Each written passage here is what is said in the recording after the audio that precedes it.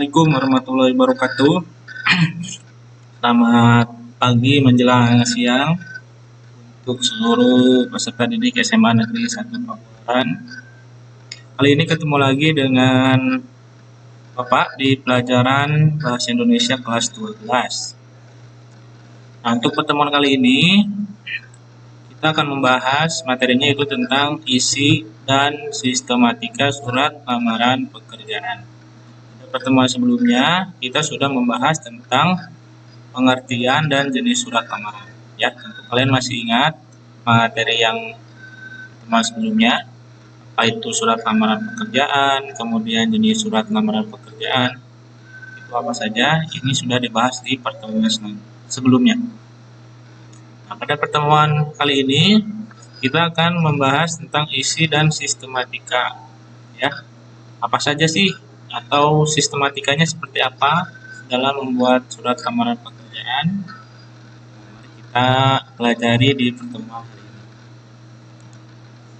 Nah, di materi kali ini ada 3 subbab, itu tentang isi surat lamaran pekerjaan, sistematika surat lamaran pekerjaan, dan aspek penting surat lamaran pekerjaan. Kita buka dulu ya. Nah, isi surat lamaran pekerjaan, apa sih isinya? Nah, ini isinya yaitu informasi yang tertulis. Informasi yang tertulis dalam surat lamaran pekerjaan. Nah, jadi surat lamaran pekerjaan isinya adalah informasi yang tertulis.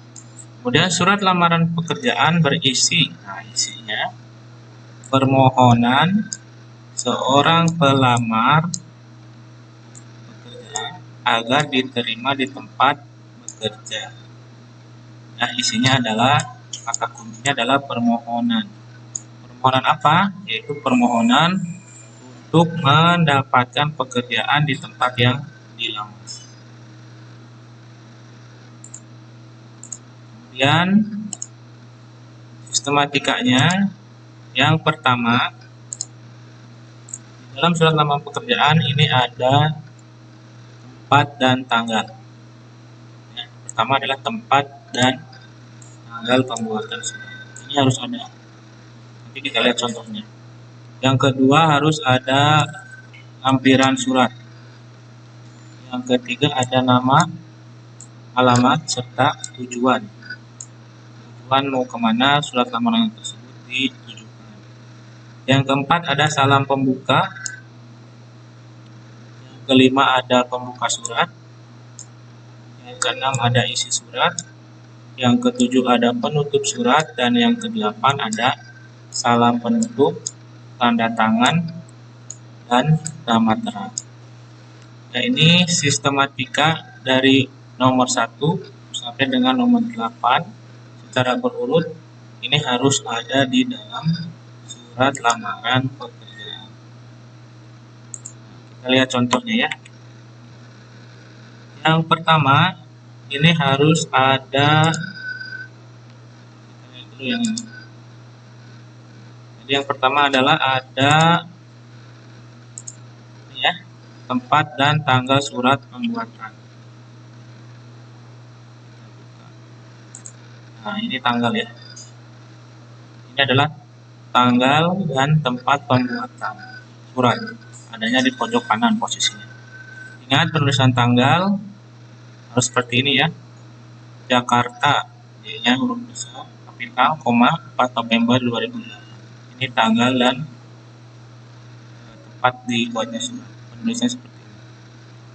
Kemudian tadi yang kedua ada lampiran surat.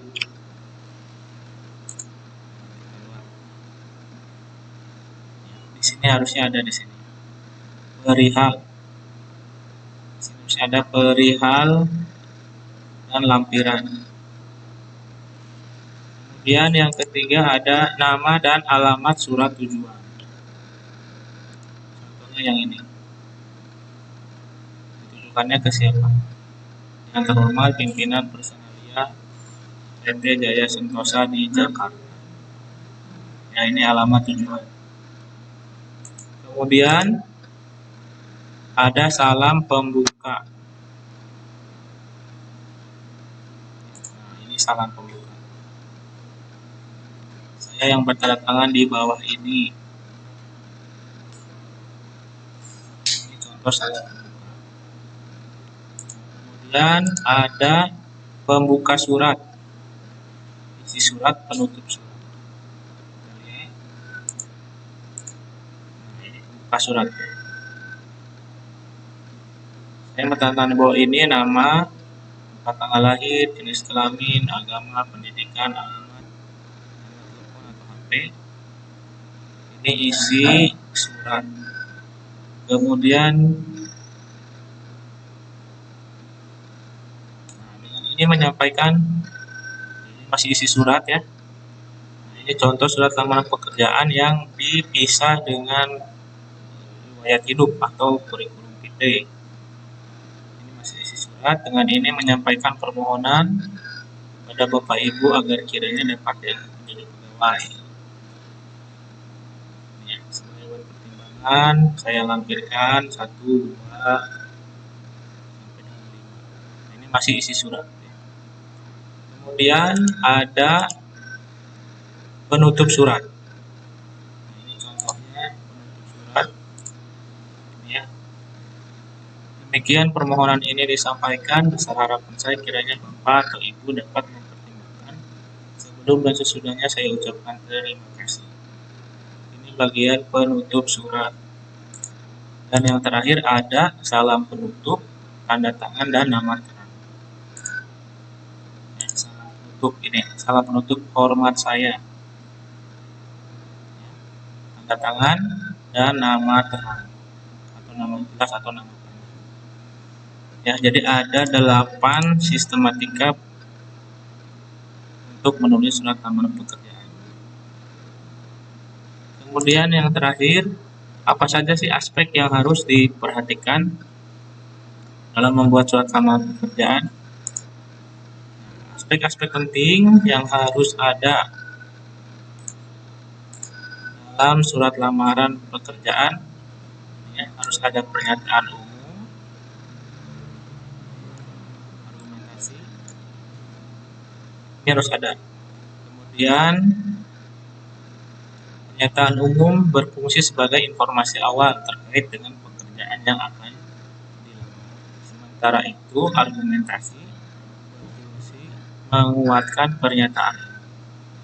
Jadi yang harus ada dalam surat lamaran pekerjaan adalah pernyataan umum dan argumentasi. Pernyataan umum ini fungsinya sebagai informasi awal, sedangkan argumentasi fungsinya untuk menguatkan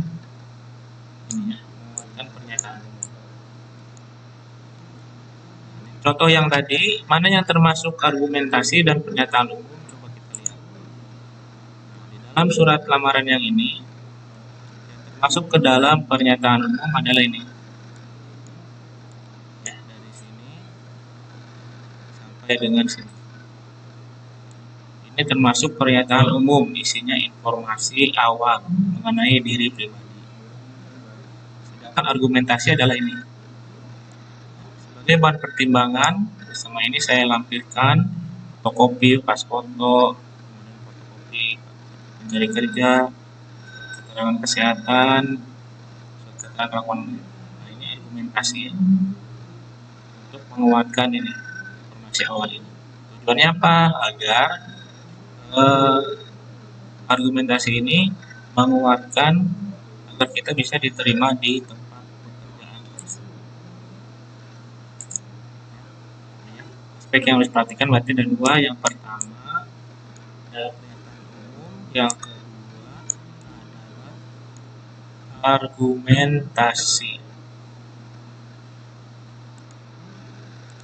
Oke, kita kembali lagi. Jadi materinya hari ini cukup 3 saja ya. Sistematika tadi ada 8 dan aspek penting surat lamaran pekerjaan. Kalau ada pertanyaan jangan lupa ditulis di kolom komentar. Jangan lupa di subscribe, like dan komen. tanpa dikerjakan soal atau tugas di Google Classroom. Kalau ada pertanyaan boleh langsung dikomentar. Kita ketemu lagi di pertemuan selanjutnya, di materi selanjutnya, masih tetap di surat lamaran pekerjaan.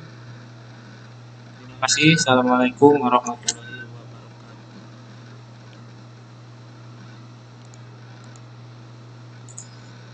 wabarakatuh.